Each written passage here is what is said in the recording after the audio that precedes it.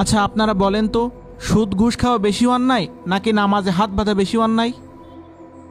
অবশ্যই সুদ ঘুষ খাওয়া বেশি অন্যায়। একজন সুদ খাচ্ছে ঘুষ খাচ্ছে, তাদের আপনারা মসজিদ থেকে বের করে দিচ্ছেন না, অথচ নামাজে হাত বাঁধার জন্য মসজিদ থেকে বের করে দিচ্ছেন। আরে হাত বাঁধা তো নামাজের মধ্যে সুন্নাত। এসব সুন্নাত নফল বিষয় নিয়ে ভেদাভেদ করা ঠিক না। হুজুর আপনি এসব কি বলছেন? নাভির নিচে হাত বেঁধে নামাজ পড়াই তো ফরজ।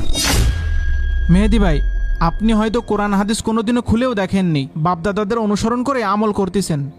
আমরা কোরআন হাদিস পড়েছি, আপনার থেকে নিশ্চয় আমাদের জ্ঞান অনেক বেশি আছে। অবশ্যই হুজুর, আপনার জ্ঞান আমাদের থেকে অনেক বেশি এবং আপনি একদম সঠিক কথা বলেছেন। নামাজের ভিতরে হাত বাঁধা এটা তো সুন্নতের ভিতরে পড়ে। কোরআন হাদিসের জ্ঞান নেই, পড়ার মুরদ নেই, খালি পাড়ে চেঁচামেচি করতি।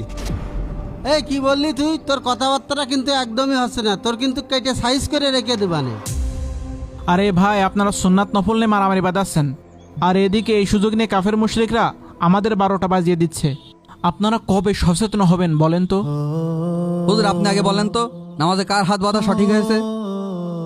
আরে ভাই, আপনাদের দু দলেরই নামাজের হাত বাঁধার নিয়ম সঠিক আছে, অথচ আপনারা এই বিষয় নিয়ে দলাদলি মারামারি করছেন।